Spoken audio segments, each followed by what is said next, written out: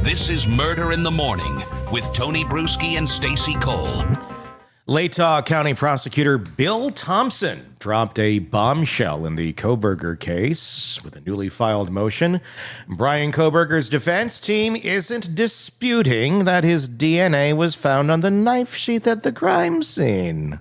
Oh, what does that mean? I don't know why I'm suddenly talking like Keith Morrison.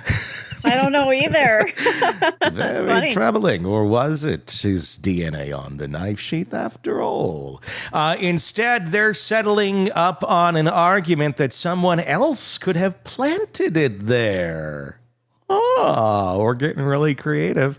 That's right. The cornerstone of the prosecution's forensic evidence might just be the battleground where the defense makes its stand. Instead of challenging the conclusion that the DNA on the knife sheath belonged to the defendant, the defendant's expert disclosures reveal that the defense plans to argue that the DNA on the knife sheath does not prove the defendant was ever at the crime scene. And the knife sheath itself could have been planted by the real killers. You know, the ones OJ didn't find. They're back, and they killed 4 college students this time. The argument flips the script in the case where DNA was expected to be the smoking gun. They kind of realized that that's not going to go over very well. I would say still try and argue that. That, I think, would be your better argument with a jury, but I'm going to guess there's a lot of things behind the scenes that nobody knows about other than them, and they're really grasping at straws at this point. The defense isn't saying the lab got it wrong. They're saying that findings of Kohberger's DNA on the sheath doesn't automatically mean he was in the house when the murders happened. And the next logical step, the suggestion that it was someone else who put it there. The problem? Well, many of the court documents that lay out exactly how the defense plans to support this theory are sealed. That means right now there's no way to compare Thompson's claim against what the defense has actually submitted in court filings. Kohberger, the 29-year-old criminology PhD student, if you're just beginning to play along at home with this fine game, is charged with 4 counts of first-degree murder in the brutal slayings of University of Idaho students Ethan Chapin, Xana Kernodle, Madison Mogan, and Kaylee Gonzalez. The attack took place in the early morning hours of November 13th, 2022, inside an off-campus rental home, and obviously everyone was a bit upset. Kohberger has never spoken publicly about the case. When asked to enter the plea last year, he literally stood silent, didn't say a word, prompting the judge to enter a not guilty plea on his behalf. If convicted, he could face the death penalty by a firing squad. Prosecutors say they match Kohberger's DNA to the knife sheath using investigative genetic genealogy, or IgG. They're saying it's controversial. It's really not, which compares crime scene DNA against public ancestry databases to find potential family connections. But Kohberger's defense team also fought hard to keep IgG evidence out of the courtroom, and they lost. They lost at every single road they've gone down, really, of trying to keep anything out of this trial. August 11th is the expected start date. It's supposed to last more than 3 months. It's going to be a busy fall for us watching the Kohberger case here. They're relying on the forensic evidence. The prosecution is including the knife sheath, while the defense is now signaling that they're going to challenge that knife sheath and say it was planted. Here's the problem with that. Juries don't usually buy that because the odds of that actually being real don't hold up. Who's planting Kohberger's DNA on just the knife sheath itself, just on the thumb? If you're going to go plant evidence at a crime scene to make sure someone else is framed for this, you're going to have it in many places. And touch DNA, probably not one of the easiest ones to fake. Especially the way it was placed on this. I mean, it needs to be a fingerprint. So what do they do? Remove his finger and put it back? Well, what I was thinking earlier was the best thing Kohberger could have done to prove his innocence was cut one of his fingers off right after he realized, oh shit, the knife sheath is there. And then dispose of it. Put it in the garbage disposal. Just have it go away, never to be seen again. And then make the claim that somebody broke into your house, cut your finger off that night, and you don't know what the hell happened. And then, there you go. There's your alibi. Somebody took his finger and planted it. You could have a story there. Yeah, but how many fingers would he have to dismember on his just hand? one. Because You just how need do you one. hold a knife? You just need one finger. Just the one, but we don't know which print. Well, it's is not on a the print. knife sheath. It's DNA. It's not a print they're looking at. It's just a scrub of DNA because you're pushing down really hard on that thing. So there's not a print that they're looking at. It's DNA they're looking at. So any finger would do. Cut his ear off and rub it on the sheath. Ooh. But the thing is, it's in a very strategic place. If you're going to plant somebody's touch DNA, they probably would just kind of like swipe it around to make sure it's on the thing somewhere. Because if you're just planting touch DNA, which you can't see, by the way, so you're never really going to truly know if you got it on there well enough. Boy, And how are you transferring this? Where are you getting it to do touch DNA on a knife sheath? It's not blood. It's not fingerprints. It's not hair. It's like, yeah, this just screams that they are going for anything at this point. I'm waiting for Diddy to be involved in this at some point. Right.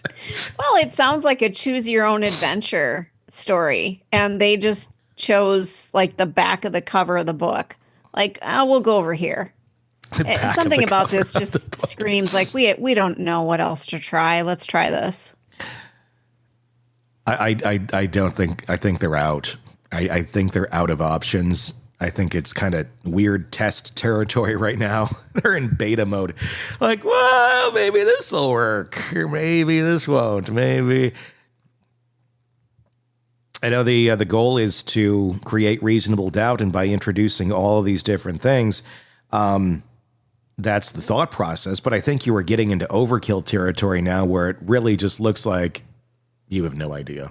Like there's just like literally no chance that you can prove that he's not the guy. So if that comes up in court of some point, well, first you said it wasn't his DNA. First you said it was unreliable technology. Then it was this. Then it was that. Now it's his, but someone planted it. Because there's probably a lot of people in the Moscow, Idaho PD who have it out for Bryan Kohberger.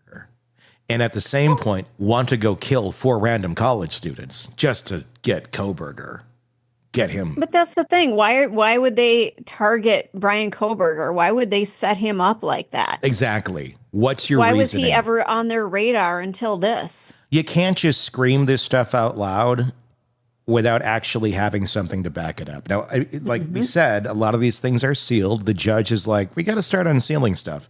So I'm very curious as to know why they're going down this lane. And I'm going to guess it's going to be along the lines of he likes looking at the stars. We're waiting forever for the alibi. Okay, they're going to give the alibi on this date. It's going to be something. They got an alibi. What is it? He likes to look at the stars. That's it? He likes to look at the stars? Well, he does. You know, as somebody, tonight, when we are recording this a day before it airs, about 12 hours before it airs. Tonight, there's a blood moon eclipse. Mm-hmm. You getting up? I will You going to be out there at 2 a.m. watching the blood moon? 1 a.m. Central Time. Oh, it's 1 a.m. Okay. I can't do like I go to bed at like 9 these days. Yeah, well, then set your alarm. It'll be in the middle of the night for you. But I go out and I chase the northern lights, and a lot of times I'm out late, out in the middle of nowhere. 11:30, 12 o'clock at night. Yeah. It is something people do, but this just screams of a weird defense. Well, and you also have a streak of killing young college students and sneaking into their homes, and you've spread this horrible myth around central Wisconsin that there are gnomes. There's an evil gnome that's running around. I'm a gnome chaser. That's what I do. That you are the gnome and you're out there killing college students. That's a possibility. You wear the hat and like, I saw the garden gnome come to life. No, wait, that's Stacy. That's just Stacy. She likes to look at the stars and kill college students. No, it's, but here's the thing. You can take a look at my history. Yes, you have a pattern. At any of my social media, I've got a ton of Northern Lights pictures. I've got all this stuff. Does he have that kind of footprint? Does he have all pictures of all the constellations that he's been observing and things? It just seems like a very far-fetched excuse. that came out of nowhere and doesn't have anything to back it up. Well, he better hope that he does, because that could be very helpful if there is a pattern of behavior of going out and looking at the stars and all this, not a pattern of, driving suspiciously around the house repeatedly before the murders take place. That's there's a pattern of that, but is there a pattern of looking at the stars, of being out? I mean, you don't even have to have pictures. Just look at the cell tracking data. That'll show you if he's normally out just looking at the stars. Well, and here's the thing. The other thing, if you want to go look at stars or northern lights or the moon, you don't go to a residential neighborhood. You go out in the sticks. Yeah, you don't want light pollution. No. None of this is making sense. So he would need to be out in the sticks if... yes. Yeah. Especially if you are somebody who claims that this is something that you do on a regular basis, because once you figure out how to do it well, you're not going to sit in a neighborhood with street lights and go, I think I can see a star. No, you're going to go way out in the country and be able to see it. Yeah, while he's, staring into the house through the windows going, I wish I could have those girls. Yeah, something's twisted there. I mean, I made that part up. That's just, But if you're assuming he's kind of incelish, which he seems to have a lot of the traits of, I don't know. That's my speculation. I think there was more of that going on, more of the stalking and the, anger because he's rejected and can't have a normal human conversation with people without people going away, going, what the fuck is up with that guy? That frustration built up, and I don't know. The digital footprint is my biggest curiosity here, meaning what's his Google searches, what's his shopping history, what's all of that, because that is going to tell us a lot. And if that K-bar knife is on the buying history from wherever, it's over. It's over. And... again, it's never been confirmed, but we have a good source that says it's there. It's not anything we will confirm, but reputable source, in fact, one of our regular guests, Coffin Daffer, early on said it on Dateline. I trust Jen. Mm-hmm. But that's what she said on Dateline. So, I don't know. Could be, could not be. I mean, it was early on when that statement was made, but, she's tight. She's still, she's retired FBI, but she knows a lot of people. I mean, there's a lot of conversations we have off the air that we cannot air because of what's being discussed, that it would be, it's not confirmed information that could be very bad for some people. But I don't know. It's very interesting. But again, August is going to be interesting, isn't it? Again, you go with this story of he likes to look at the stars and this evidence is planted. You still don't have that one. And where are you going to get the story? Because it's not going to be, I like to look at the stars. It's going to have to be something else about why someone would want to frame Bryan Kohberger and how they would go about actually doing it. Why? Why would they bother? How? Him?